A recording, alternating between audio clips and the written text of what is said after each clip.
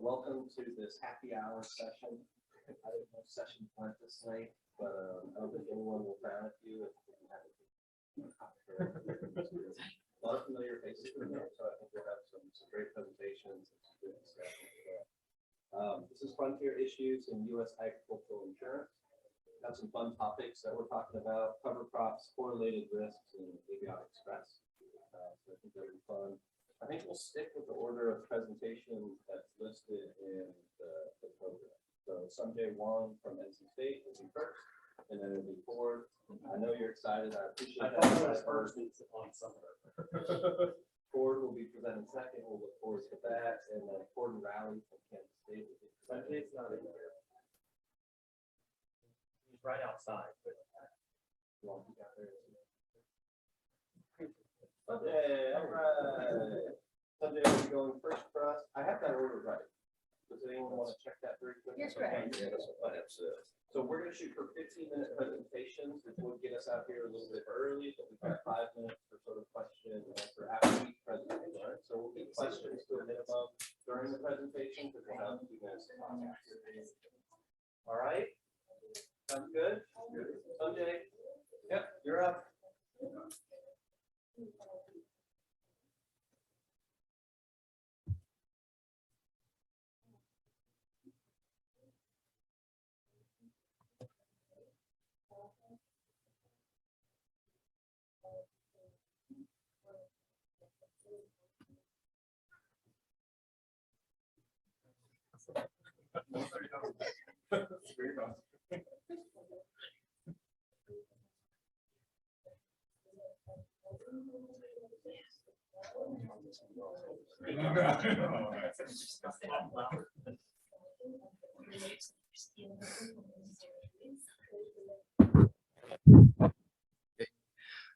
Let's get started. Sorry for the wait.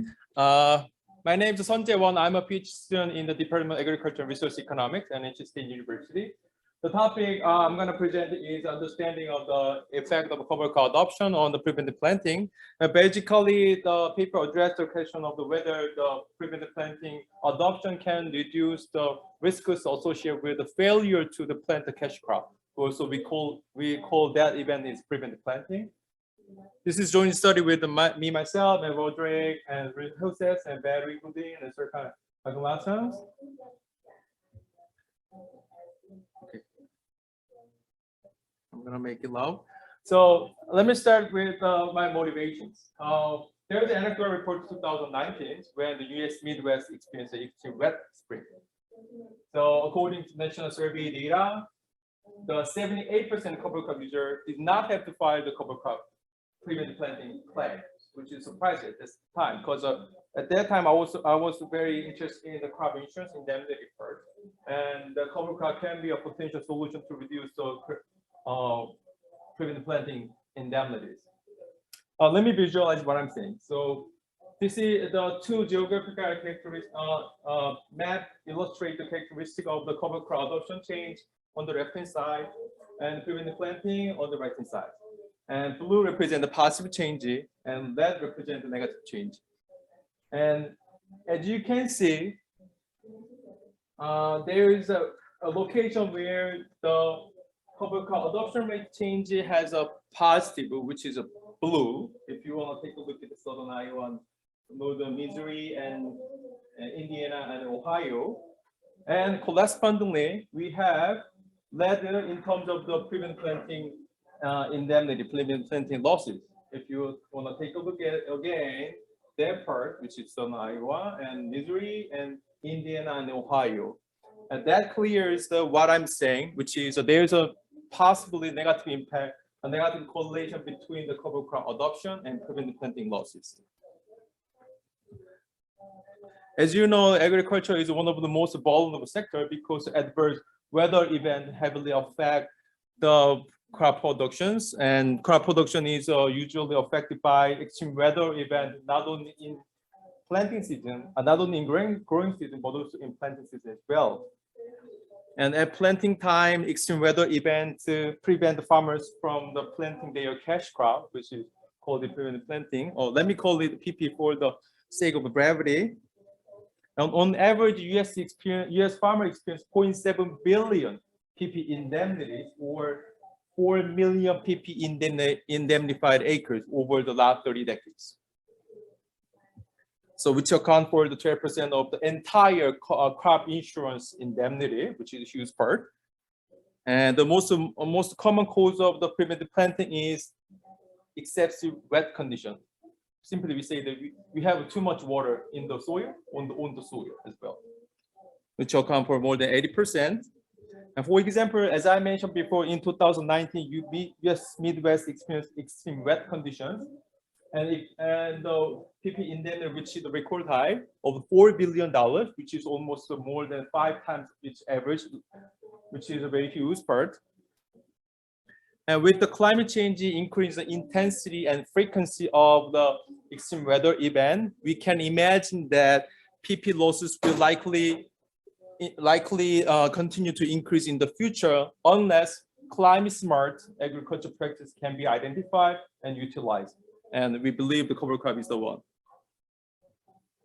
So what are the cover crop? As you guys know, what are the cover crop? Cover crop is typically planted to cover the soil during the winter or usually off season, because we can get a lot of benefit we can get. For example, soil erosion preventions and carbon sequestrations. Also, cover crop can provide the soil benefit by managing the water more efficiently, because the cover crop can increase water infiltration and plant transpiration, which is they're gonna consume more. They're gonna store the water more efficiently, which is they can manage the water better.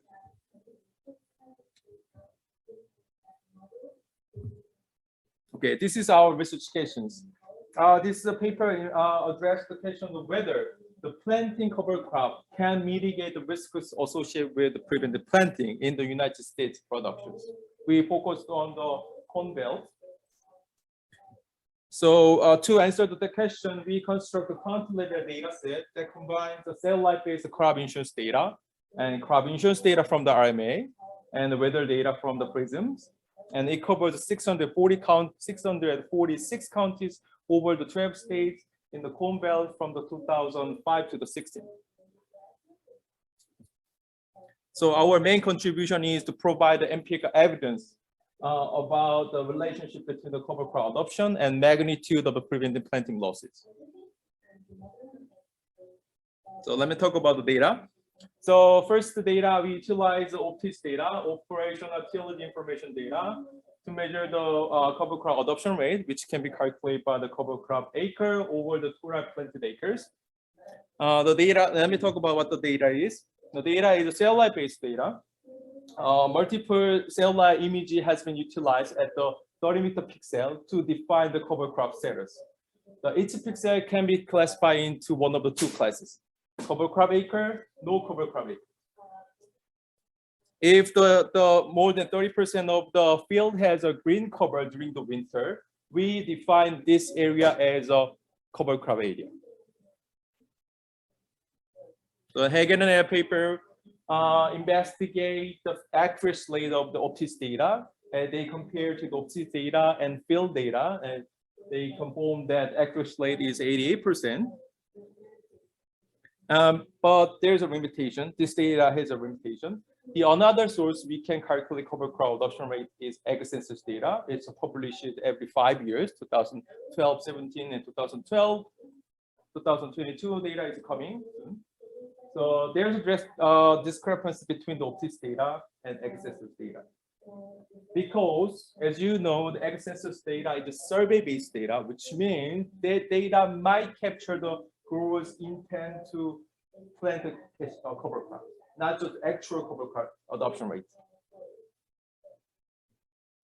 So another data source we utilize is RMA data to be honest, to be specific, summary of business and summary business data, and to measure the PP losses. And we have two types of PP losses, which is indemnity-based PP loss or loss cost ratio. The another measurement of the PP loss is PP indemnified acre based or PP loss acre ratio.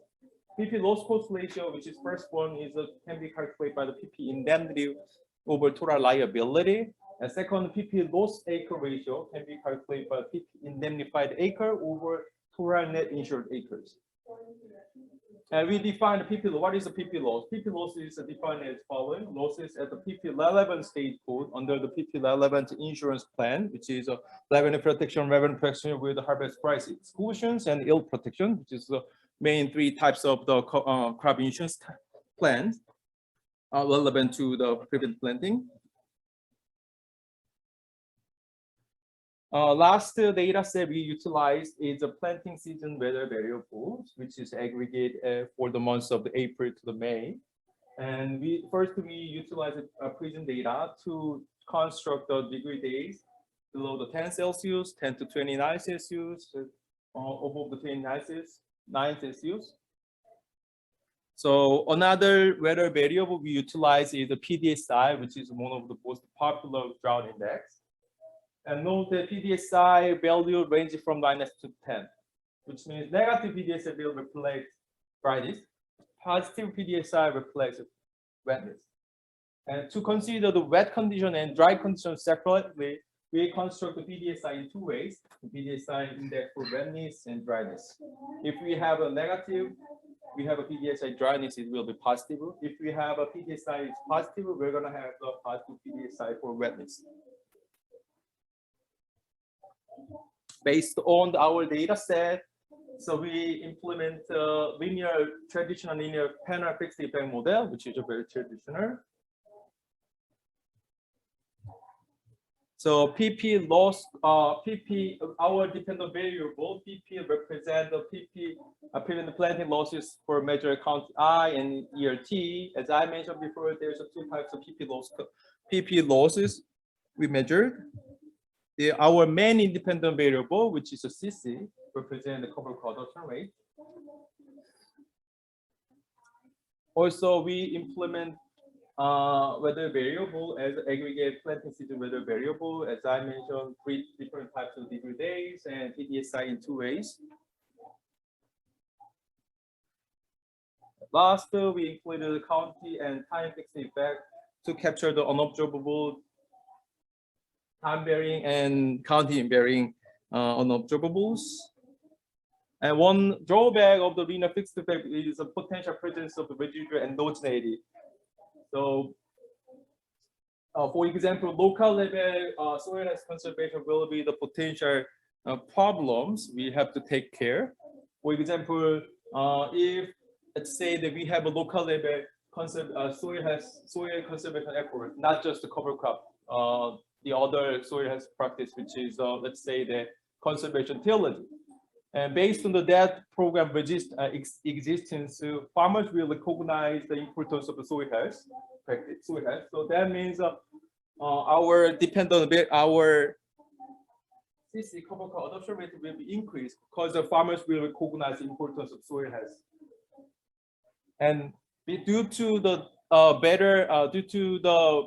that local level effort, our preventive planting indemnity will be decreased as well, because due to the improved soil health, because of the local level conservation effort, which is say the conservation tillage, if you say, and that means we're gonna have some residual endogeneity. Let me skip the details, but I implemented Lubel's approaches, which Lubel found that model parameter may be identified if error term in the first stage are heteroscedasticity, and we learned the test to make sure that our error term in the first stage has a heteroscedastic. Bruce and Hagen test has been complemented, and we find that we have a heteroscedastic error terms. Let me skip that one. Let's go to the main results. As you can see, the first law, we got the significant results. Cover crop has a negative impact on the preventive planting losses.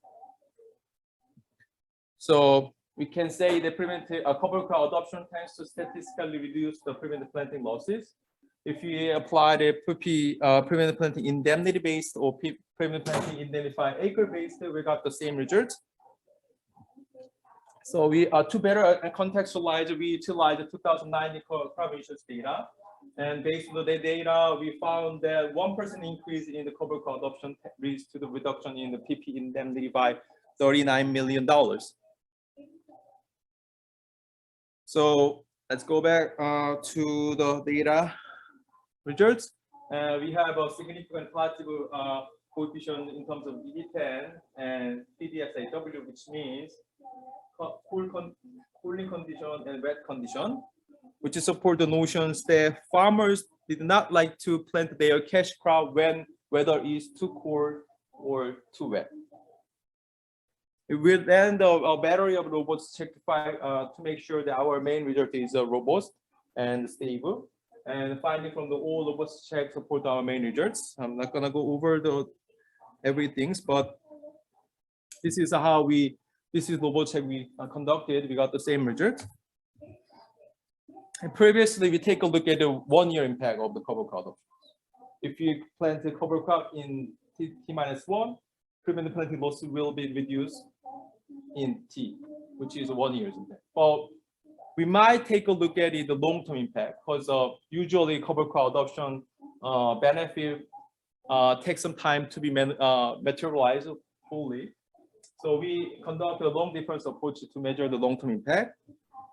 And the result to support our main result. Also, the result to support the notion that soil has benefit cover crop, soil has benefit of cover crop tends to accumulate over time. We got the double coefficient in terms of the cover crop adoption rates. So our conclusions. So from the research, we found the two major findings, which is counting with the higher cover crop adoption rate tends to have a small preventive planting losses, and long-term long-term adoption of the cover crop would allow the accumulation of the soil has benefit, which results in larger reduction in the preventive planting risks. Our policy implication is straightforward. So that might be the perfect time to continue the policy conversation to promote the cover crop adoption. But before I jump to the policy implication, I want to say that that result does not necessarily say that we have to increase our cover crop adoption across the country no matter what. I'm not going to say that one. What I want to say is that based on the results, we have an additional benefit of a cover crop. That means farmers, with that finding, farmers make more informed decision on the cover crop adoption. If they are concerned about preventive planting losses, that's gonna tool they have to take. So, okay, I guess its time is almost up. We have some limitations. We just to take a look at the relationship between the preventive planting losses and one single soil health practice. But we have another one, conservation tillage and crop rotation will be the potential tools to reduce the preventive planting losses. And that might be the perfect research if you take a look at the simultaneous impact of the cover crop, like soil health practice, not just the cover crop adoption and soil health practice, and conservation tillage and the crop rotations. If you want to take a look at the simultaneous impact, that could be the very interesting topic. And also, we just to take a look at it, whether the area has a cover crop or not. But cover crop family has a different aspect, which means if you have a breastfeed and if you have a glasses, we're gonna have a different tolerance in terms of the flooding. That means we have to consider that family specific impact. That's gonna be another step we're gonna take. And as I said, I didn't mention it. I failed to the external IV. That's why I stick to the blueberry approaches. But if you find the external IV, that could be the perfect, better research, I guess. But I tried a historical weather events and policy history or something to find the external IV, but I failed it. So I tried to find another one, but yeah. Yeah, that's pretty much I have. Thank you.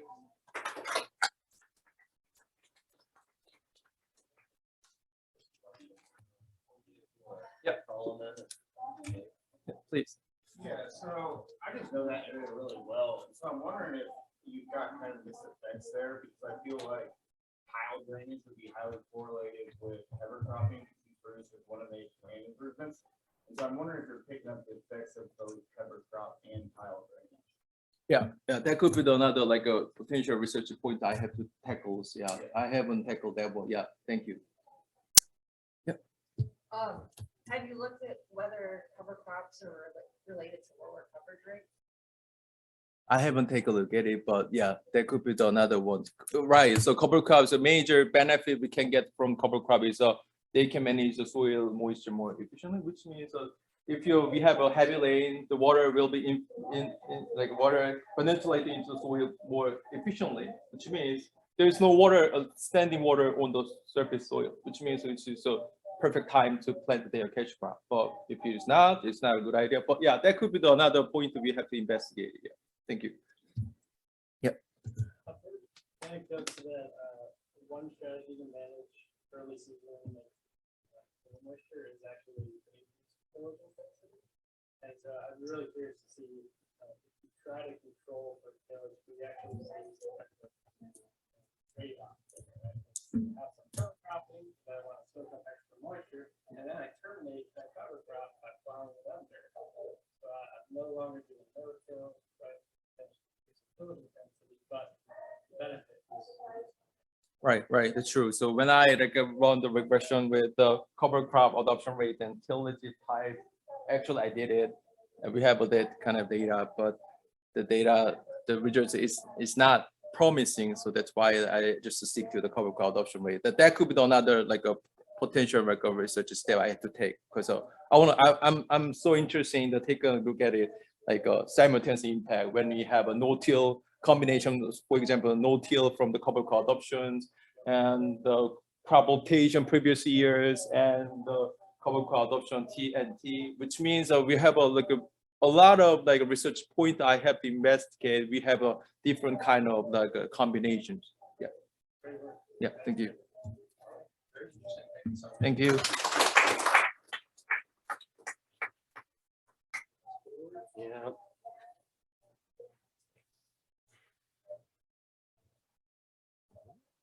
We need that.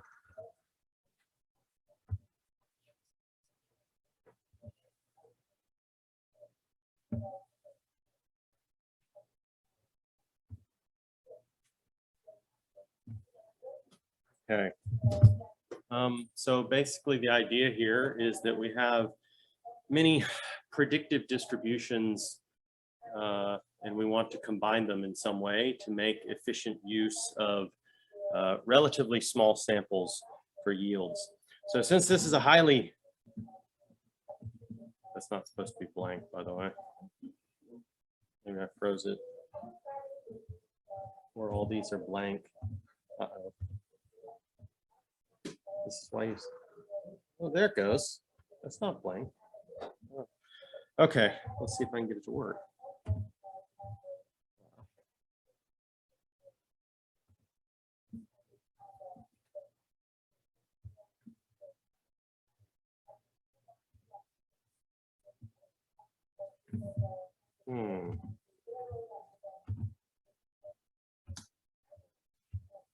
You gonna let me go next, Jesse, so I can go correct these? Yeah. Actually, I don't understand what it's doing because now it doesn't even show the top slide. Yeah.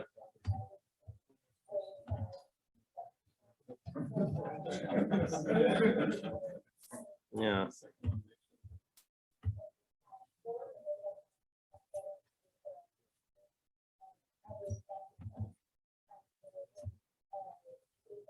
I think we need that open.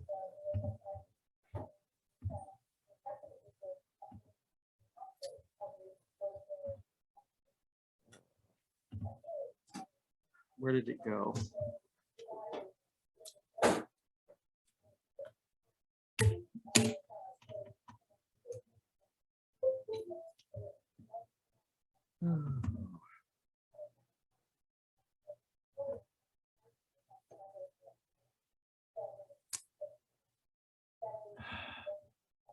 You guys just okay with me doing this? Yeah, okay. Just in the interest of time. Okay, and I can skip this because this is such an educated audience that you already know how important crop insurance is. It's the main vehicle for agricultural subsidy. There's a lot of money being spent, and due to that, there's a significant attention to the actuarial methods of the program.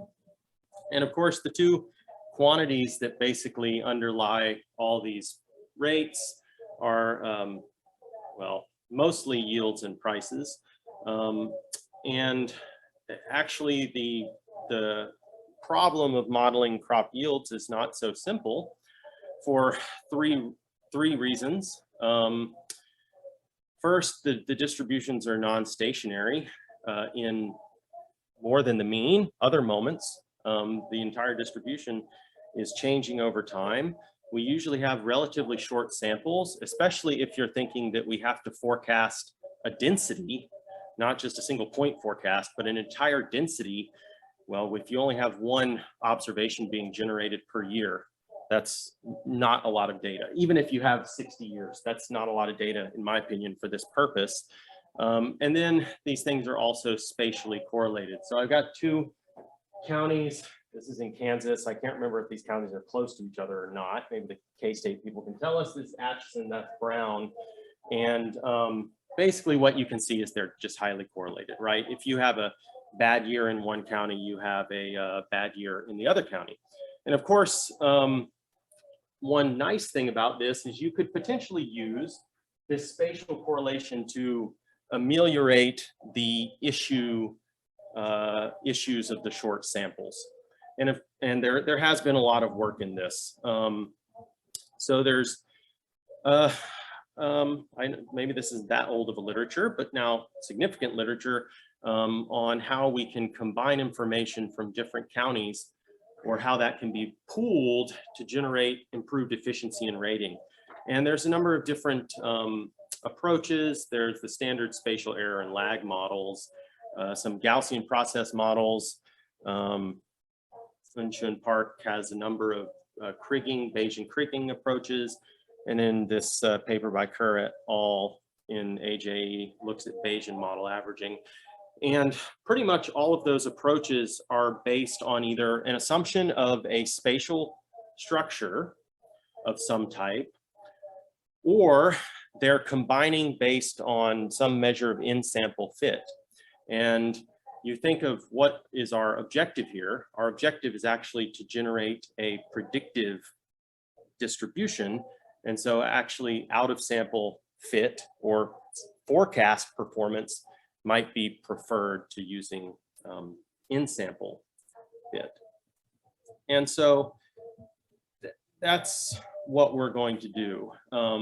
We're going to basically pool this information, but we don't want to use an in-sample measure of fit. We want to actually use forecast performance.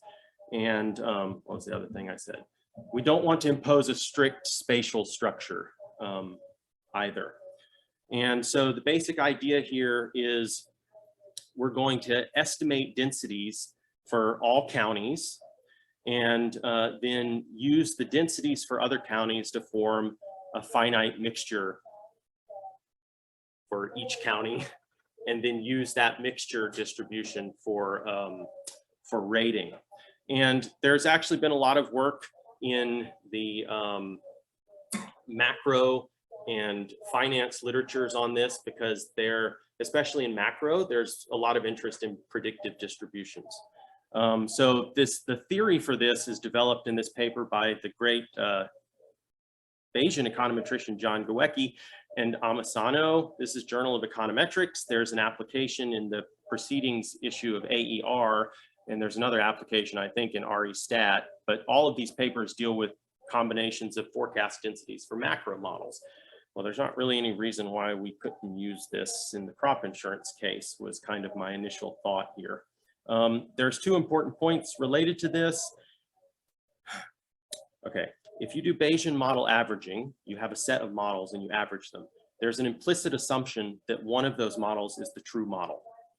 Here, we do not make that assumption. In fact, we assume that all of the underlying models are wrong. which I think you could, it seems intuitive to me in the crop insurance case that probably none of our underlying models are actually true, right? They're close, but probably not true. So this has the advantage over Bayesian model averaging that all the underlying models are considered misspecified. And then of course the combination is determined by forecast performance. So this is how this works. Our measure of the forecast ability is in equation 1. This is called the log predictive score function. And so you could think of, we have a model A, it's parameterized by theta, and we want to predict the yield at time t as a function of basically all the past history. That's why this is big Y instead of little y. It's all the past history of yields. And you could do that for a number of time periods. And this is going to be a measure of your forecast performance, that score function. There are other score functions. So you could use like mean square prediction error. That's a score. The paper by Gawecki shows that this log predictive score function has some very nice theoretical properties. I think he mentions in there this only proper scoring function. So anyway, that's the scoring function for the densities.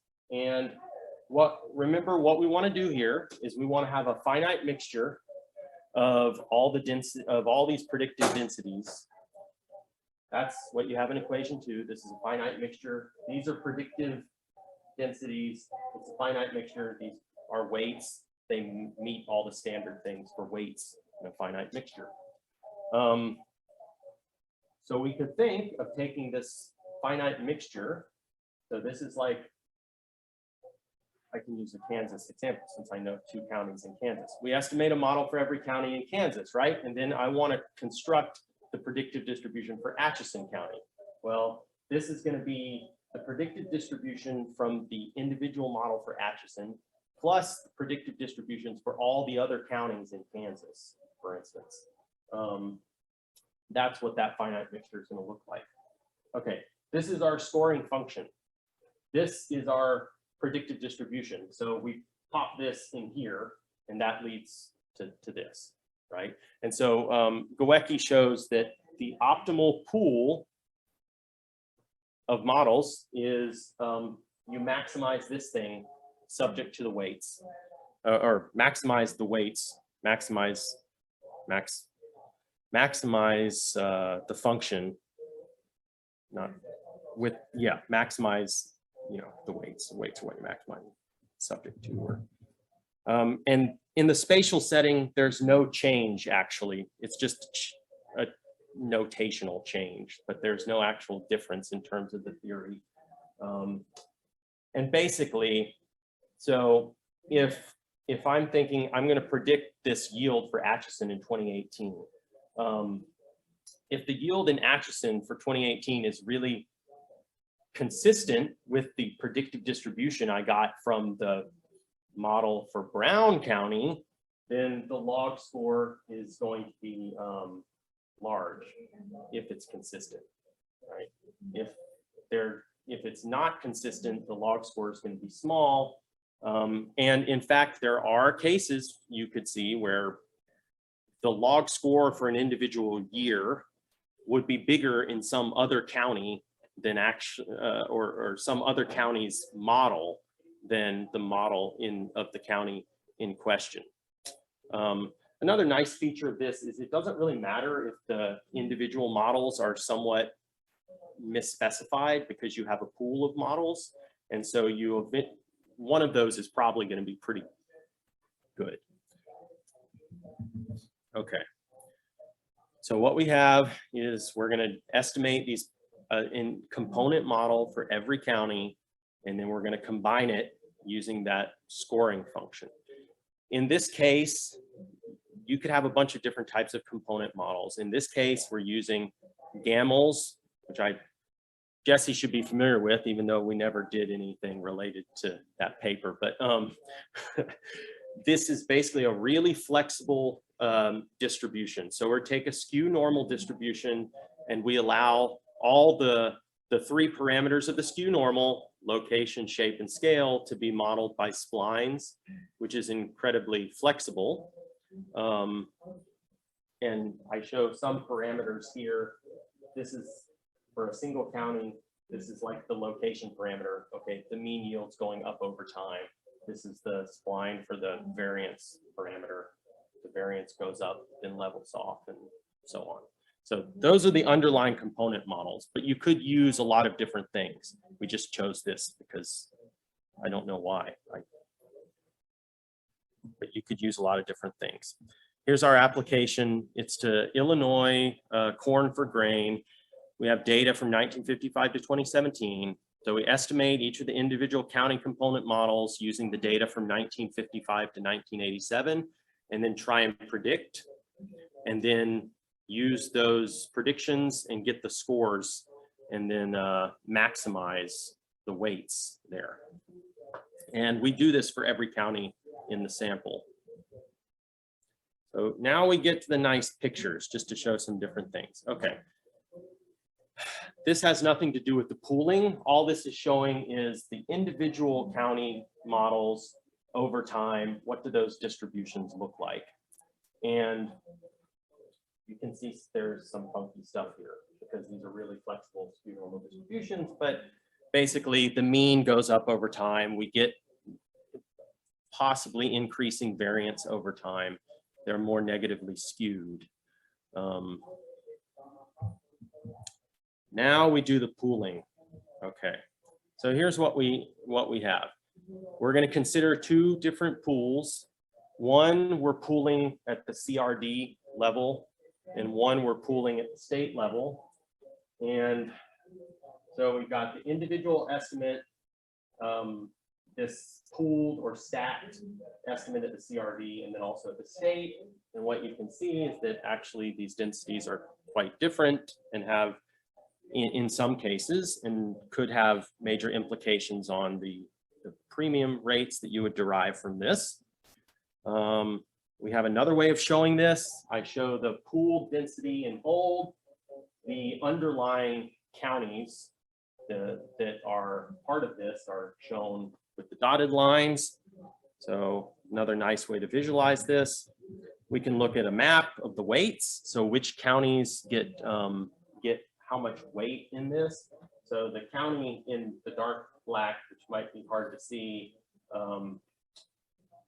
these four counties here receive the most weight in this mixture. And what's interesting about this is there's no spatial structure imposed. And actually, when you start increasing the size of the pool, what you find is actually it tends to not be the counties that are closest that actually receive a lot of the weight. So perhaps we shouldn't be imposing such strict like autocorrelation structures when we use those spatial models.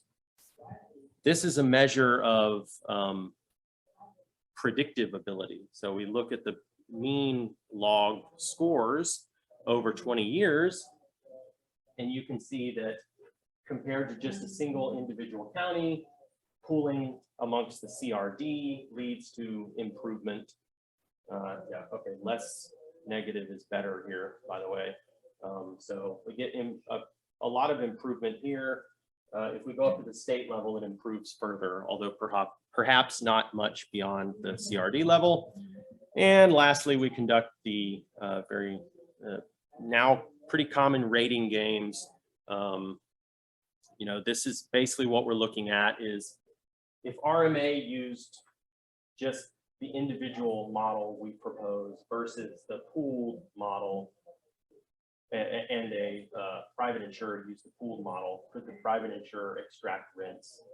And you can see that basically, yes, most of the time. So granted, we're comparing against our individual component model, not what RMA actually does. So don't confuse that.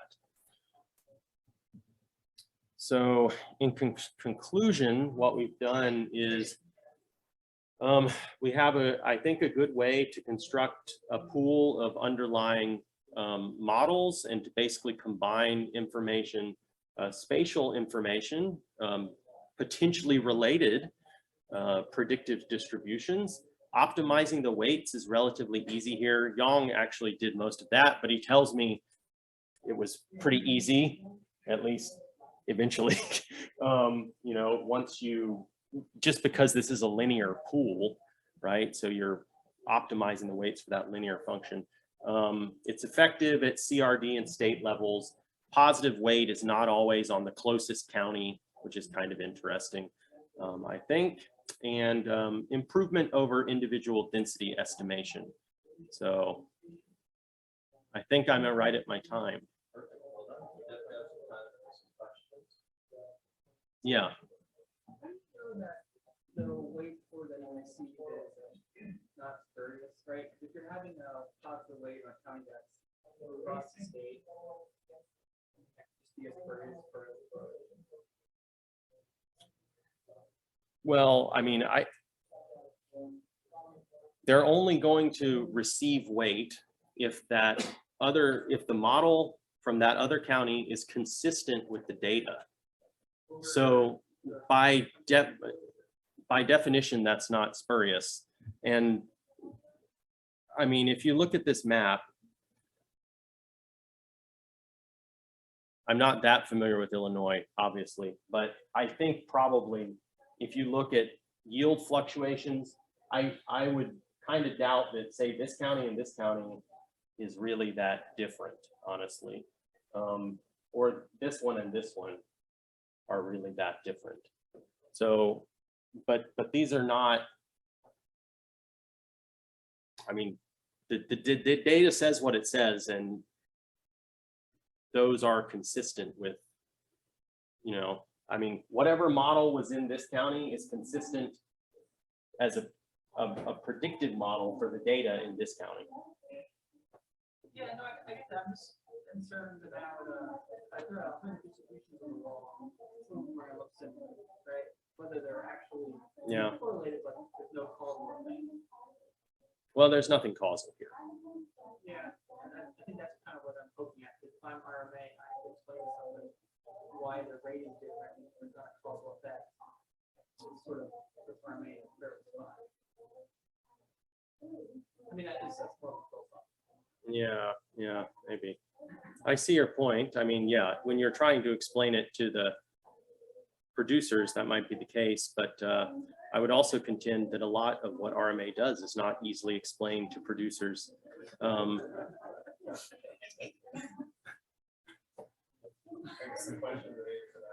But yeah, they probably would be a little more testy if you tell them you're using data from some other place to determine their rate. Are the weights constant for a county, or do they vary by year? They are constant, but you can allow them to vary. So you could update it. You could do, yeah, I mean, you could do this in real time and update the weights every year, and it's not too hard. You're just adding an additional term to whatever the score to calculate this. Yeah.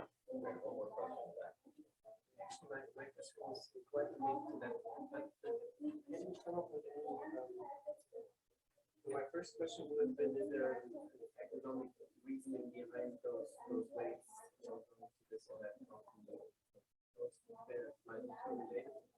Can't you look at them some common characteristics and just for correlation? For this thing, for the left-hand side there, find some arguments of common characteristics that might be correlated to each other, just to strengthen the argument. This makes sense. Yeah. We should do that. We should. And I appreciate the suggestion. Yeah, we should go look and pull some of these things and just see if, you know, visually are they're consistent. Yeah. Which, I mean, they must be. I mean, just because of the way the optimization works here. Yeah.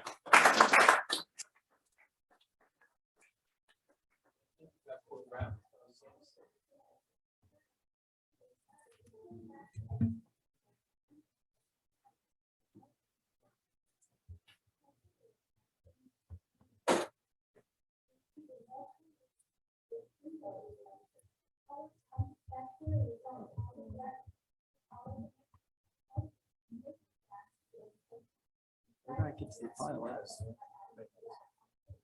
Where am I? Yeah. Do it streamline. Just no. Yes. Just. Oh, with the plus, I see. I see. There we go. So I'll have to scroll it. All righty. Oh, dang.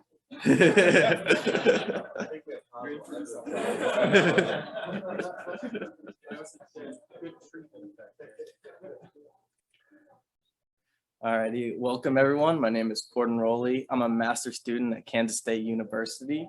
I'm a cow-calf producer in Kansas as well. And so drought management is a big thing for me personally and academically. I will put that preference out there. This is preliminary. I'm looking to find suggestions and what the profession thinks I should do with this research in my thesis.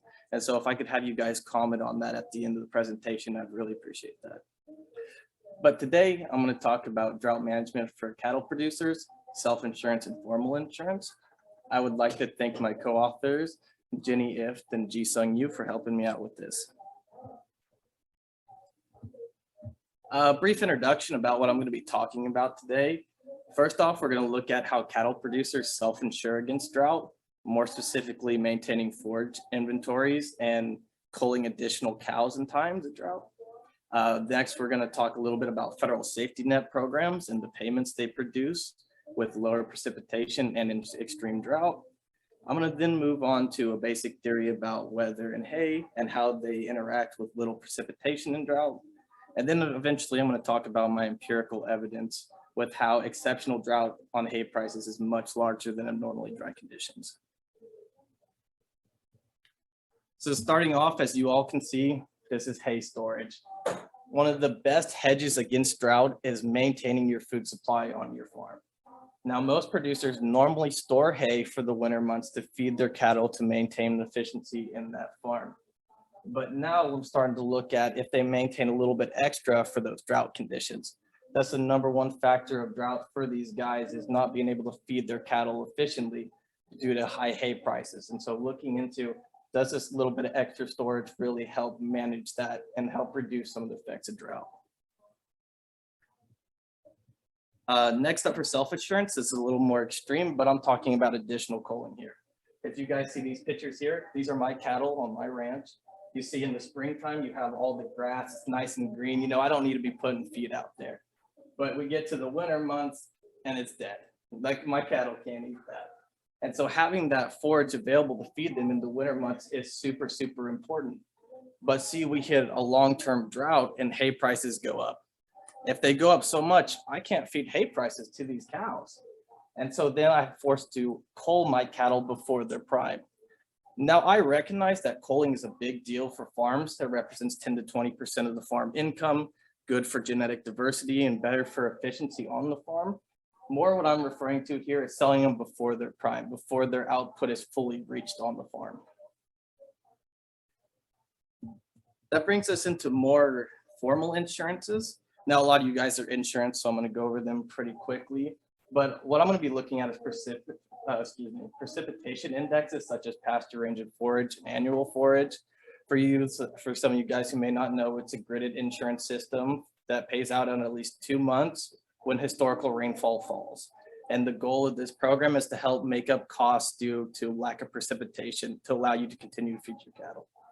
When things get a little worse, they have disaster programs such as livestock forage disaster program. This is when drought is bad and it produces a payment that helps you make up for the loss of grazing on your herd. So getting more into my research, I would like to talk with you guys a little bit about the background that I've been looking into. First off, not listed up here is the drought management articles, the forage inventory articles, and the production articles that all went in behind this. And I looked at them from the agronomy department, from the animal science department. But here I just have listed some of the more economic ones that I referenced when I was looking into this. First off, the cattle cycle from Jarvis in 1968, where he hypothesized cattle as a capital good. I really like that idea and I hope to use it in the future as I develop my model. Some older hay price studies to get a better background at what researchers do and look at with hay prices.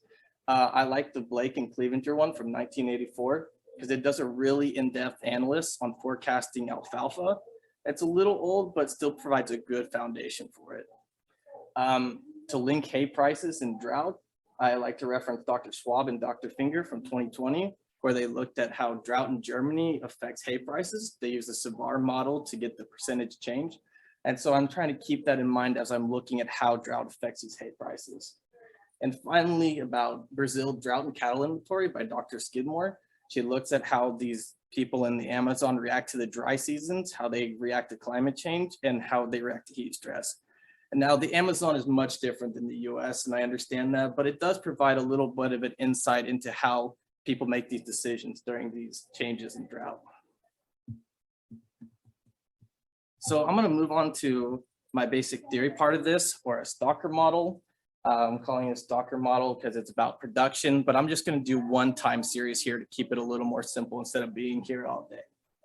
To sum up my theory, I'd like to quote a famous country singer. You guys know Luke Bryan, right? Okay, so rain makes corn, right? And corn makes whiskey, and whiskey makes you guys can finish the rest of this part. But that's the point of this theory here. Rain makes hay. Hay makes cattle, and cattle make me money. Okay, so it's very important because when we're looking into this model, producers feed their cattle, produced hay and purchased hay to maximize their profits.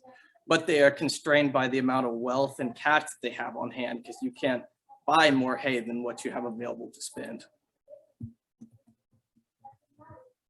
Looking at it a little more in depth, we have, like I've said earlier, producers maximize profit through the price received from the output of the cattle.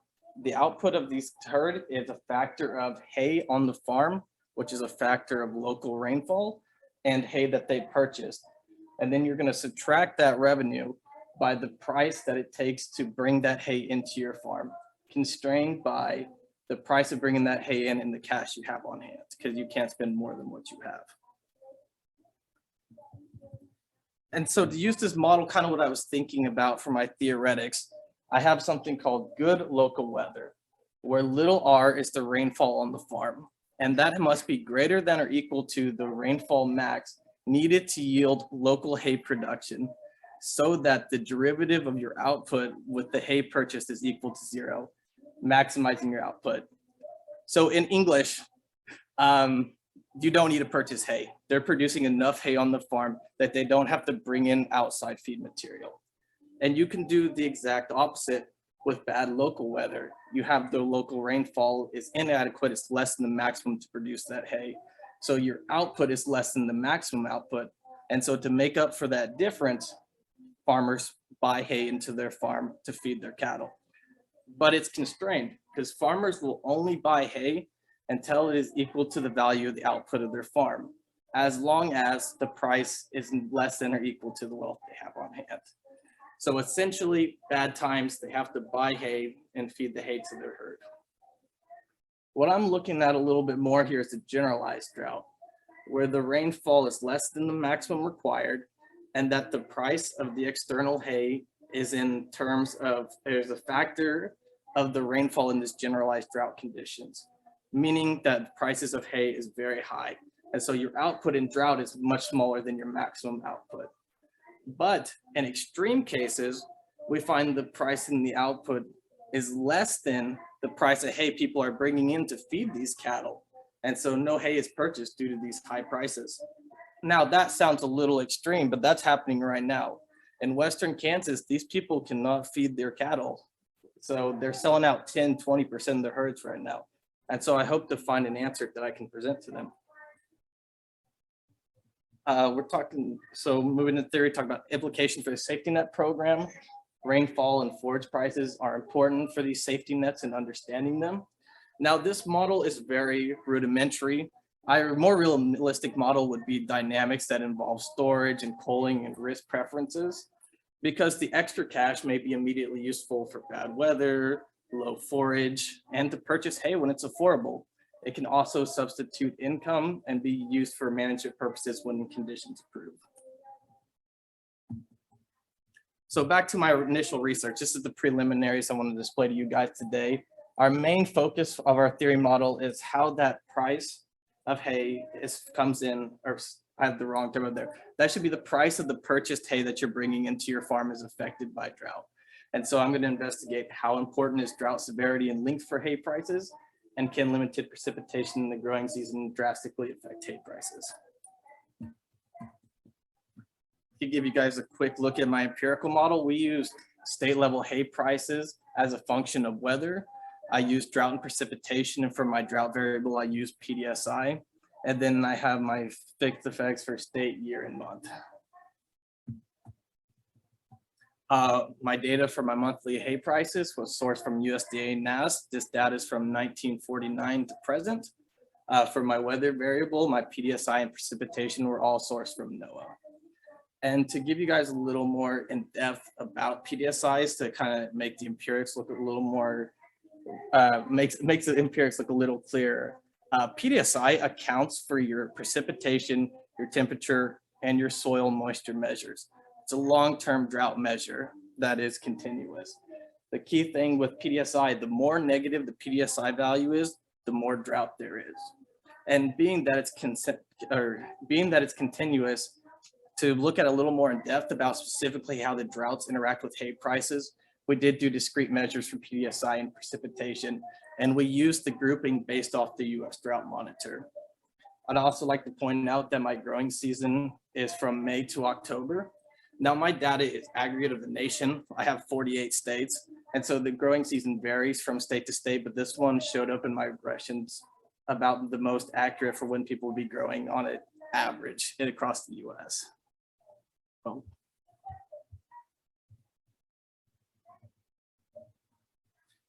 To give y'all a little bit closer look into what I'm looking into, these hay prices and the trends we're seeing, as you can see, there's a jump here in 2011 and 2012, and we had major droughts in those periods, and that spiked the results. And that's kind of what I'm trying to capture here. Again, if you look over here, 2021, 2020, we're starting to see that incline grow more and more, and we're seeing Pdsi's level drop more and more, especially in the Western United States and Western Midwest. It's very dry here right now. And a little further visualization for Pdsi, you can see it's very unlinear due to this kernel density estimate. We can see these negative values here are representation of drought, and then this is representation of wetness in the environment. But in my regressions, we're going to look more specifically at the drought. So some of my results for my regression with Pdsi, when Pdsi was left as continuous, we see that it has a negative relation with hay prices, insinuating that as drought continues, hay prices go up, which fits our theoretics. Looking a little deeper into how the various levels of Pdsi affect hay prices, we found it in normally dry conditions, and these ranges were based from the US Drought Monitor. We see about a 61-cent increase in hay prices during these abnormally dry conditions. But then as soon as you get into the moderate and extreme drought, we see it start to grow a lot. We see it reach almost $4. And then as it continues to grow into the state, when it hit exponential drought, it's hitting about $14, and it's hitting about $15. And we can see from this empirics how drastically high hay prices increase as the intensity and persistentness of drought in these states increases. This is my precipitation regression results. Precipitation left alone has a negative relation with hay prices, less rain, higher hay prices. We looked at precipitation in the growing season, and I categorized them as average, poor, and inadequate. Average is 3 to 4 inches, poor is about 1 to 2 inches, and then inadequate is less than an inch a month.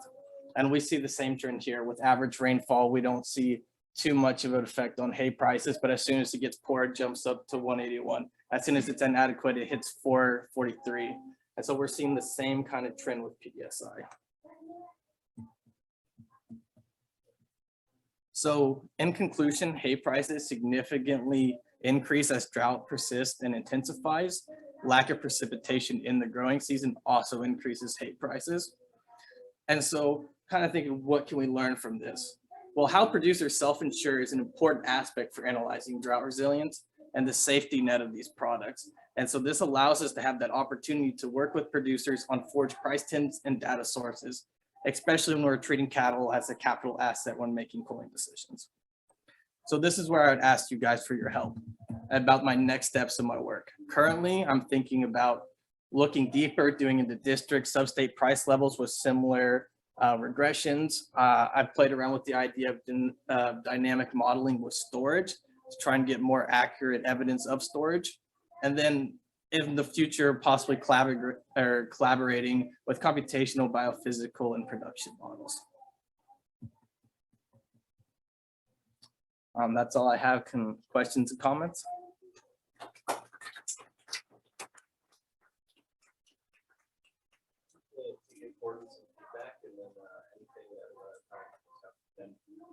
Yeah, I'll be around, so I appreciate your input. I'll take all 50. That's just for the better. I think an easy thing to do is a next step is instead of splitting it up by the drought monitor, maybe do like one tile regression. Okay. Type of nonlinear regression, that would be interesting. Not too hard to think. Certainly not as hard as that theory stuff that you had. Yeah, I'm still working on that, as you guys can tell. But yes, I'll take that into consideration. Yes, yeah. How likely is it that if I'm a producer that I also can sell my hay? If I'm with an individual, the price is going up that much. At some point, it becomes more profitable to sell my hay. Yes, that's a very good point that I haven't quite explored. From what, and just my opinion on what I've seen from the data, you know, there's a good chance that that value of that hay is worth more than the output from your cattle herd. And I think that's a very reasonable option. Not personally as a producer, I don't know very many people that would do that, but no, you make up a very good point.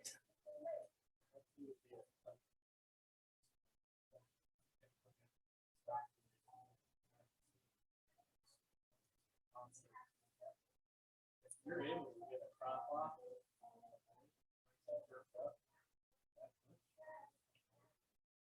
Yeah, I will say in a factor that if you have cattle and you have hay and it's hitting exceptional drought, you probably don't have the hay to feed, you know, you're gonna want to keep your cattle around. But yeah, there would be that point where it's probably better to sell it.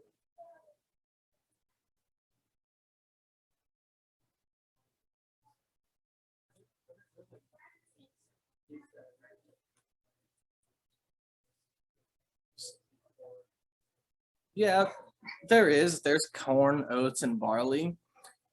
With some of the traditional farming techniques, and there's a lot of different adaptations that farmers can do. Eating the grass out of the ground and hay tends to be a little more economically efficient. I personally feed corn, oats, and barley. I think it's good to boost the nutritional content of the cattle, but there's some guys that, you know, throw them on wheat stalks. And so with some of these farmers out here, that's just a little too expensive for them, especially when they're working on these razor thin margins. But yes, I think that is something I should look at in the future.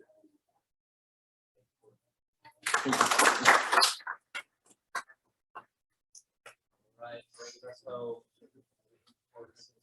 As we inch towards beer time. Inch towards beer time. All right. I'll make sure that we get out of here and we get our beer. I'm sure if anybody's even on, but we're gonna screen share anyway. I think set up on this.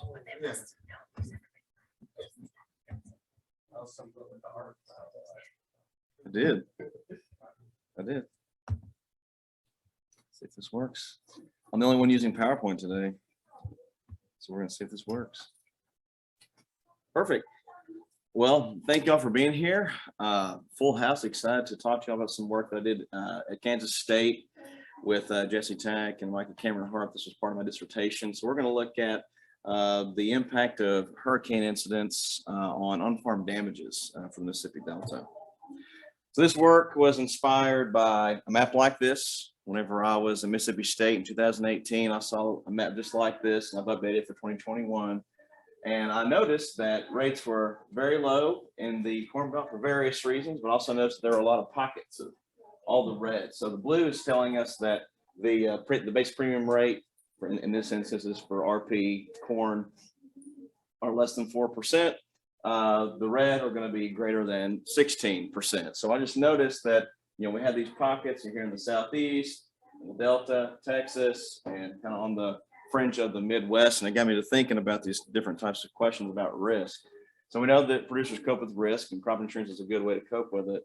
But some risks are more universal. So we got price volatility with futures markets. You know, the war in Ukraine has been impacting the whole country, and the international trade policies impacting the country. But there are also some risks that may be more specific to particular regions. So, you know, we have Tornado Alley in the Midwest, as you saw earlier, extreme heat and drought in the Southeast with that pocket, and also with hurricanes happening in the Gulf of Mexico and increased risk of hurricanes in the Gulf. We're going to focus on that bolded point with hurricanes impacting counties that are near the Gulf of Mexico, more specifically with the Mississippi Delta. So with Arkansas, Mississippi, and Louisiana, which, you know, being in Arkansas, I'm originally from Arkansas, so just throwing that out there. I'm originally from Arkansas, and I got a PhD at K-State, and I'm happy to be back at the U of A. But I do want to point out that I think this is very interesting. Just seeing that basically the whole state having rates that are greater than 16%, I think is mind-boggling. And so really, this is one of those, this work is starting to investigate what might be driving those rates. Not necessarily that they're wrong, but what might be driving those rates. So these papers, these are science, nature papers. I'm sure that we've heard of them. We've read them at some point, especially for those who are into climate econometrics. These are all just papers that are talking about that there is increased risk of hurricane frequency and intensity with the increasing temperatures of sea surface temperatures, as well as reduced vertical wind shear and so on. So the increased risk of on-farm damages from these hurricanes may result in a higher cost of the risk protection to protect from losses due to those hurricanes. So how many hurricanes actually have happened or have made landfall in this region that I'm talking about? So in the past, from 2002 through 2021, so past 20 years, there have been 30 named tropical storms. The interesting thing to me is that there are, half of them are tropical storm level, but then we get into this, you know, there's about 7 of them that are category 4. Now I know that they go to category 5, but we have mostly Cat 4 or tropical storms. So it's either you get screwed over or you don't get, I guess that's screwed over. But you know, you have the tropical storm or you have Cat 4, which I think is very interesting. But big picture, there have been 30 named tropical storms over the past 20 years. So the research question, I probably already said it, but this is just to get it, put it on a slide. What is the impact of hurricanes to on-farm damages for crops grown in the Mississippi Delta? This is more of a damage assessment question. We're going to be using crop insurance data to explore the damage assessment question. So we're going to have a county treatment period panel, and I'll talk more about that later, but it's a county treatment period panel spanning 2002 to 2021. We're going to be using data from RMA, so summary of business, cause of loss. Cause of loss is a little bit, I think it's starting to make a splash now as we get more familiar with it. We'll talk about that in a second. And then for the hurricane data, I'm going to be using data from NOAA, the HURRDAT2 best track. Not sure if you're familiar with it. If you're not, don't worry about it. We're going to talk about it here in a second. Using diff and diff, we're going to run hurricane specific regressions. Okay, so these are going to be the year in which a hurricane occurred. We're going to see what that impact is on LCRs. So we're going to regress the county level LCRs on hurricane treatment assignment, county fixed effects, and period fixed effects. Ultimately, we find hurricanes cause significant damages to crops grown in the Delta, mostly to cotton. We see the biggest damages for cotton in particular. So to go into more detail with the crop insurance data, I think most of us in the room are familiar with summary of business. So I think I'm going to talk a little bit more about cause of loss. The big picture of summary of business is that we get total liability from the summary of business to construct our measure. Okay, keep that in mind. Cause of loss, we're going to get cause-specific indemnities. The real cool thing about the cause of loss is that there are several different causes of loss that an insurance adjuster will go on the farm and write down and send off to RMA. So having the cause of loss indemnities will allow us to create a cause-specific or more of a hurricane-specific LCR to see what that impact of the hurricane could have been on that LCR measure. Kind of stealing my own thunder. We want to construct cost-specific damage measures. So the 4 causes of loss that we're going to focus on today are going to be hurricane, tropical depression, wind, excess moisture, and flood. And yes, there's a difference, I guess, in some ways between excess moisture and flood. I think it just depends on what the adjuster was feeling that day whenever they went out into the field. But we're going to have more of a wind, 0.1 and 2 or more wind-related effects of hurricanes, and 0.3 and 4 more of the rain effects of hurricanes. So I know that we've already seen this term today. Won't talk much about it, but the LCR is the ratio of indemnities to liabilities, and the total liability coming from the summary of business. So that total liability will be purchased in the spring before the final date to make that decision. So we have total liability, but then we're going to have indemnities that are triggered based on the type of loss. And it's really important as we identify the impact of possible impact of hurricanes on those on-farm damages related to hurricane-specific losses. So how do we construct the LCR? So I'm going to give you an example for a hurricane that happened in October. So we're going to sum across all losses in the pre-treatment months. So here we have October, it's going to be month 10. We're going to sum from 3 to 9. So that's like March all the way up through September.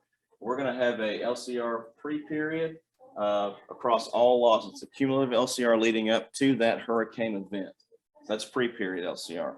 The post LCR is we're going to add to that cumulative whatever that specific cause is for October and November. Okay, you're probably looking at me sideways why I'm throwing 11, why I'm throwing November in here. Well, I noticed that there were some hurricane losses, in particular for a hurricane that happened in October and November, but there were no hurricanes in November, which was interesting. So I call up my adjuster friend and he says, yeah, sometimes RMA, things just, takes a while to get through the process and all the administrative channels. So for the time being, we are going to throw the November losses for it. And for this example in particular, we would throw in the next month if those losses showed up for a particular hurricane there. So that will move into the NOAA data, the hurricane data. To me, this is the really cool part of this project. It's just this hurricane. I think it's very cool.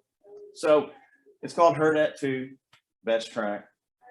And what this data set has is 6-hour timestamps of hurricane centroids. Okay.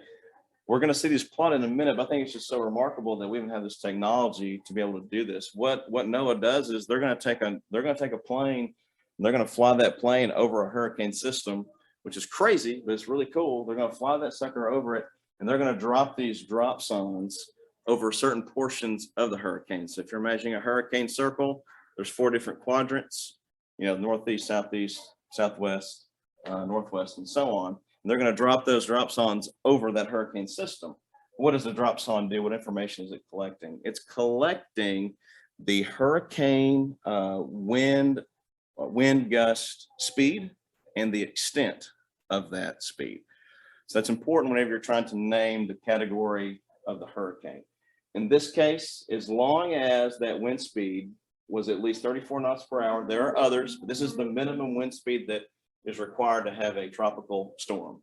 So you got to have at least this 34 knots per hour. So we're going to have the wind field radii extent measure using this wind speed and using data from these quadrants here. We're going to see it here in just a second. Still just very remarkable that we can do this. So we're going to construct polygons. They're called hurricane treatment polygons. Okay, so remember the centroids. That's the black, okay? We just talked about that. That's the middle point. That's like the eye of the hurricane. We can think about that as the eye of the hurricane. That's that centroid. Every 6 hours, we have that drop zone data going to return that to us. Okay, so where did the quadrants come into play? So the quadrants come into play with these corners. Okay, so what we do we end up looking at the extent of that wind gust, we're going to draw a line out here. We're going to draw a line out to here, draw a line to here, draw a line to here, and then we're going to stitch that together in R. We're going to create a polygon. And if the polygon overlays with the county, boom, treatment. Okay, so it's a treatment measure that is external to the RMA database. This is only using NOAA. This is only using hurricane NOAA data. But as you can probably see here in this third point, we have some gaps in those polygons. So it looks like they're not treated. Now we know hurricanes don't just fly up into space and then move 3 counties over and then drop back down. So we're going to miss some counties, right? So we're going to miss some counties, and that's going to be something that we're going to address. Another side note, we're also going to capture effects of a different measure. It's similar, but it's different. I'm calling it a rainfall field polygon. So this is the wind. This will be rain. So we're kind of making the assumption that the rain measure or the rain effects go out further than the wind effects. So we're going to take, for example, we're going to take this bad boy, and we're going to just interpolate that thing over the span of the hurricane 6-hour timestamps. So what does it look like? Everything put together. I mean, this is a gorgeous graph. I got to give props to Mike, because these are our wizards, man, to be able to do something like this. So we're familiar with the dots. Okay, so it's the same hurricane. We have dots. That's all well and good. But where did our, splotches come? Where did they go? Well, they're still in here, but we're interpolating that effect based on whatever, if we're using wind or if we're using rain. Okay, so the blue is going to be a wind and rain treatment measure. And so it's only, so whenever we have the treatment effect for wind and rain, I would anticipate that those effects are going to be stronger relative to the red, which is going to be only what we're considering the rainfall field, since it goes out a little bit further. And so that's the red and the blue, and the white are going to be our control or our counterfactual counties in this diff and diff analysis. And I will note that these counties will receive a different treatment than these counties.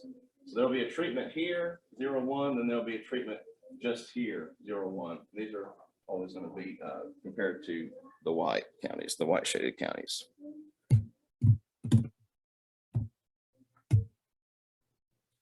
So we're going to use diff and diff. We're going to estimate hurricane specific regressions. Okay, so we are going to say, for example, we're going to have 2020 hurricane season, and we're going to have a hurricane with wind field data, and then we're going to have some RMA data to pair with that hurricane. We're going to regress the LCR on period fixed effects. So again, remember the LCR is a pre and a post. So there are 2 periods. Even though the data is monthly raw, but I'm constructing a pre and a post. So this is a dummy for pre-post. Then we have county fixed effects, treatment indicator, WIP, and some error terms. So we're interested in beta, that average treatment effect on the treated there. Okay, so we are going to construct 4 different measures of the LCR, and we are going to consider 2 different measures of hurricane treatment. So remember earlier, I mentioned that there are different kinds of causes of loss that are going to be, in this cause of loss data set. Well, the first LCR measure is only going to consider hurricane tropical depression indemnities. That liability is going to be constant for all these measures. We're going to keep adding in indemnities as we go along here. So we're going hurricane, then we're going to add in wind to the hurricane tropical depression.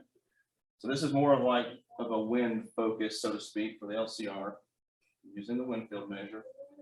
Now we're going to add in the rain effects. So we're going to add in excess moisture. We're going to add in the flood losses. And so we're just going to continue to change our LCR measure and add in more indemnities as we go along, just to look at different forms of how we can measure damages with LCRs. Okay, so 3 and 4 have the same indemnities for the LCR. Now, the hurricane treatment, we're going to have a wind field, as I mentioned earlier, and there will be that rainfall field treatment. So there will essentially be 2 indicators popping up in that last regression to see if we can tease out more rain effects, more wind effects. Okay, so again, there are what, 30 hurricanes that are considered? Well, I'm gonna start with just one. Walk through one, and then we're gonna see the betas for all the hurricanes in the sample. All right, so what are we looking at? I think one thing to note is just here at the top with rice, we see that this, what the 0.029 is telling us is that with the wind field measure in particular, given the LCR for hurricane tropical depression, that counties that are in the wind field experience 3 percentage points more in losses if we measure them by the LCR. That's what that's saying. Okay, so now we have 0.3 and we can move all the way across and say, okay, so now remember how I said there are two indicators for wind and rain. Being in the wind field, you're closer to the hurricane. So we would expect there to be more damages here. Now the rain field, you might think, why would that be negative? Why would that be negative at all? Well, I think there are a couple things with the rain field and why we would see a negative coefficient here. Number one, it's the comparisons. So whenever we think about making comparisons with diff and diff, we're going to be comparing the red to the blue, and we're comparing the red to the white, and we're going to take that total effect between those two averages. So it could be that actually being in the rain field, depending on how those sums are, there could be a loss in the damages. Now, this could be a drought effect as well. Maybe there hadn't been a lot of rain there. And so the hurricane came in and dumped out a bunch of rain and might have actually decreased losses because there was a drought there. Those are a couple things. I'm open to any other ideas that you all may have. Something else that's notable, I think, would be cotton. So cotton, we're seeing 7 percentage point increase in damages under the wind field treatment, and then 2 percentage point increase with the rain treatment. Okay, so there are a lot of things happening right now in this particular figure, but I think one of the big things I'd like to point out, given that I'm about to run out of time, is just with cotton down here at the bottom. So this is cotton where we have that wind and rainfall measure. I mean, we're seeing losses of up to 20 percentage points for some hurricanes impacting cotton. So cotton's definitely getting the brunt of the damages here. On the high end, we're seeing rice also take a pretty big hit, 5 percentage points increase in the LCR. And yeah, so I mean, if there's anything here that you'd like to talk about, I'd love to have a conversation. I'm going to keep moving on in the interest of time. You know, already I've already talked about all these things. Some hurricanes trigger over 20 percentage points more in liability in that LCR. Effects are different by crop. I think that's not surprising, especially with the way that corn and cotton is grown. I think that they're very susceptible to wind damages. Soybeans a little bit lower to the ground. Our findings along with previous works that are listed here, some of them in climatology, some of them not in climatology literature, but they are measuring the impacts of hurricanes on rice production, in particular in the Philippines, showing that they increase yield variability and so on. And lastly, I think the implications here, I'm going to talk about the hurricane insurance protection. I'm sure if we're all familiar with that. I'm sure that we've heard about it. So not saying that it's bad necessarily, but I do know that there are so many products that are available to producers. And I have talked with producers and they get overwhelmed with how many options that there are. And so maybe instead of offering the HIP WI there, maybe we should consider a catastrophic weather loading factor, something separate for, you know, it might not be just hurricanes, maybe just something that's for catastrophic weather in general. A limitation is that we don't consider the climatology of hurricane wind profiles. So we don't consider vertical wind shear. We don't consider necessarily there are a few of there's vertical wind shear, I'm trying to think of some other variables, but we don't consider climatology in this. So we could have a continuous hurricane measure is the point here. Could be something to use as an extension. And ultimately, I have not seen this treatment assignment yet. So this model may help us to identify counties with more or less hurricane incidents and ultimately move into a premium ratings space to assign hurricane probabilities as these people, Matsutomi et al., estimate fragility curves to estimate probability of hurricane incidents. Maybe that's where we go next. So with that, are there any questions before we have beer? Captain, next question.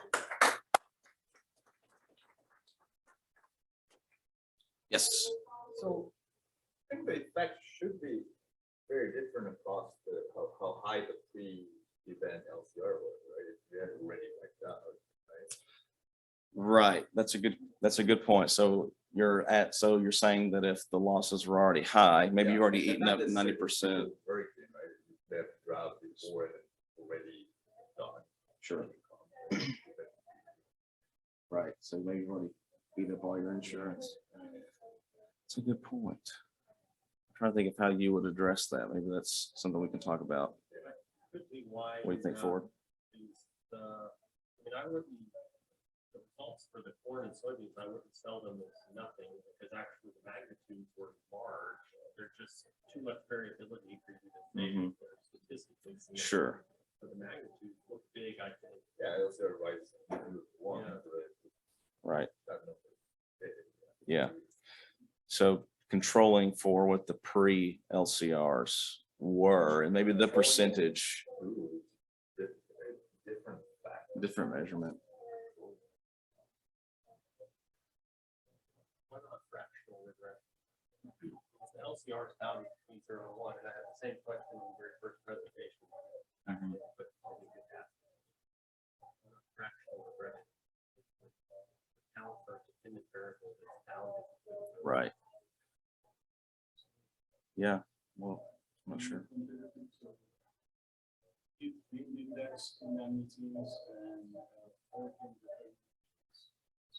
Yeah, I think that's the next step. I think that's something that I want to look at because I know that RMA has the what do they call it? It's like an Excel file that has treated counties already. They have like a HIP trigger, I think is what it is. So I think comparing our treatment with the HIP trigger file could be something to look at.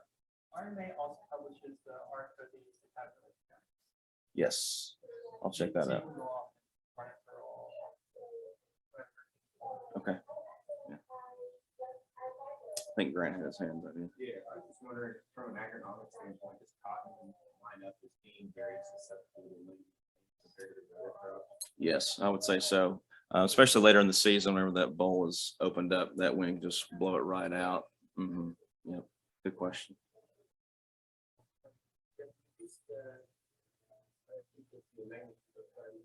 Climate change. About climate change. And so they have this for rice up to 20%, and how is actually this increase, and when would you expect an acreage decision change actually then in this area, or what would you expect? I can imagine that at some point, because unthinkable, just to go some of this stuff, maybe it's outside more for research questions.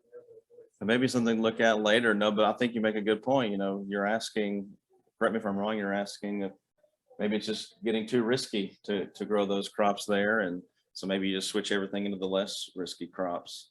You know, that's a good question. I'm not sure if producers would, well, let's talk about that later. I don't want to say something and just talk out of my butt here. So we can talk about that later. Yeah. One thing I've wondered since you looked at cause of loss is I don't know how many causes of loss there are in there, but there is a large literature that says that to observe, extreme temperatures cause major decreases in yield. And if you look at the cause of loss, there are very few losses due to heat in the cause of loss data, which seems to be kind of this is not, they're not that few. They're in there. Losses are quite big. I don't know what percentage that they make up of the cause of loss, but they're in there. It's not that small. Yeah, well, drought is the first you said. Yeah. But then we often have. We should do a better model of precipitation in these models.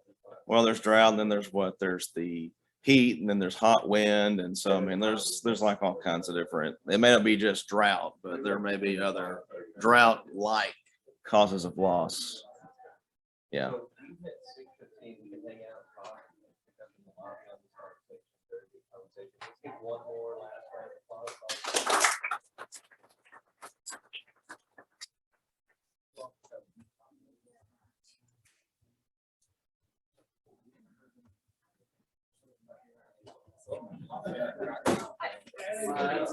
Oh, yeah. Hey, Hunter. Hi, I'm Ryan. Ryan, nice to I'm meet actually you. a meteorologist by trade, so I thought this was awesome. Oh, wow. You could probably help me out a lot then in understanding some of the climatology about all this. Yeah. I was actually curious. So, what are you doing about like observations to your polygons? And, like, I guess I'm just like wanting to polygon methodology, so maybe just doing like a radius. Yeah, so we went that way because we would have to assume that wind expands out circular, you know, and in a symmetric way, which I think is a somewhat strong assumption. But you're the meteorologist here, I'm not. And, you know, in economics, I try to err on the side of caution with assumptions. But you know that the wind speeds are going to vary based on what side of the hurricane that you're on, as well as the distance. So what, the northeast side is going to be stronger than that west side when it comes to hurricanes. So as you saw, there was one slide in particular that I think captured this very well in what we were talking about. Yeah, it's like, you know, so like these are like, this is only two of those points were listed, but I didn't want to draw a circle here, and I might have captured this. I might not have needed to actually treat that one because maybe the wind actually didn't impact it that much. So it's to actually capture what I think is actually being hit by the wind and not having to wash out any variation and trying to make an average, I guess, across that whole circle.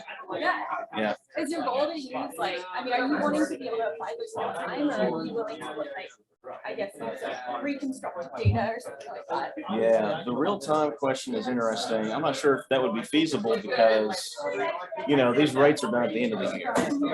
So rates aren't like updated throughout the growing season. So they're at the end of the year. But I think this is useful with more data, you know, reconstructed data set. I think, you know, this could be a way forward in how we identify hurricane damages. Because I mean, ultimately, I'm trying to get to where maybe we can assign a probability to a loss and see what happens to premium rates. I think there's enough work here before we move into premium rates to, you know, just to kind of establish. To me, the data and the measurement are really big in this paper. I think that's the measurement's big here. So yeah, this is fascinating because like, so I'm now working in cat modeling various. So oh wow. Stuff and trying to kind of get those relationships. Well, so I'm wondering, do you think it'd be valuable to throw in like, I think there's one paper that Booz et al. I'm not sure if you know who Booz is, but like BOSE, he's like really big into like all the climatology and wind shear and all those things. Do you think that would be helpful to include something like that here? She's a meteorologist. Oh, yeah. No, I thought this was really cool. And, yeah. I'm not sure because I'm not familiar with that paper, but I was gonna like. I would be careful on using these data sets, but have you heard of reanalysis data sets? No, I haven't. It might be like a little bit easier. Okay. So basically, reconstructed data sets that we reconstruct based on actual geophysical models and observations, so that you can kind of interpolate where those hurricanes and try to like, I don't know, get the best possible representation of it. Yeah. Okay. I don't know if it would make it easier if it was but yeah, that's what I was thinking. Like we would have this treatment, then have the treatment. Well, is there a perfect one out there? You know, especially with hurricanes, man, those things can go forever. You know, so it's hard. You got to make some assumptions with these things, but that's part of it. You know. Yeah. Well, I'd be interested to hear more about what you're talking about with that data set in particular, and that, the reanalysis stuff. Yeah, no, you're good. Because I did some work with overland anticipation and so one of the things I used was reanalysis data sets, and people get picky about it. So when you say people, would it be like meteorologists, or do you think economists would be picky? Okay, all right. But I mean, you know, it's a good estimate, and I think that would be a good way for maybe. I'm not seeing this sound like No, you're good, you're It good. might be, it might make your life easier, it might not. Yeah. Yeah. That's good. I appreciate your comments. I appreciate how excited you are about it. I think it's a really cool topic. I think it's a cool topic. No, I was super excited to see this. This is awesome. I like what you've done. and Oh, yeah. I don't fully understand the economic side of it, but. That's okay. That's okay. Well, you're helpful. You're helping me with the meteorology side of it because I don't want to get too much into the meteorology of it because it is more economics focused. But I need to know enough about it to have a credible identification approach. So. I'm a meteorologist, so it's like. Oh yeah, no, that's great. Well, awesome. Yeah, it was really nice to meet you. Yeah, nice to meet you too. Yeah, you're very welcome. Nice job. Thanks. Honestly, my dad was supposed to before we started, so let's try to answer questions. I'm ready to go. I'm more out. Yeah, I don't. Annie may or may not have a place picked for dinner. You're welcome. I'm getting a group together. I mean, I think Lawson's wanting to go. Although Mike and Mitch are going to dinner. So if you and Christina want to do dinner with us, we're going to try and get a group together to go.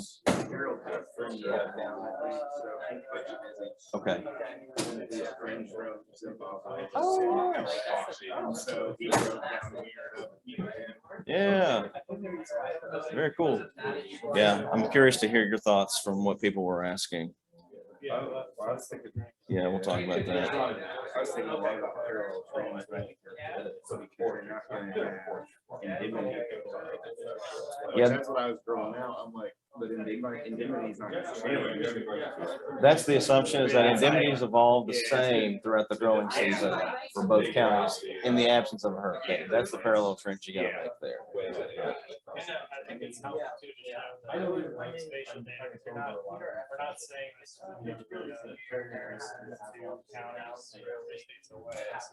It's a region that has very similar production practices, similar climate, so I think it's safe to make the assumption there on that.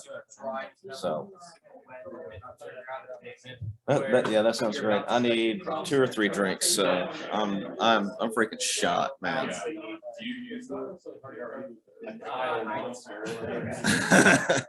Well, let's meet in the lobby here in about 30 minutes.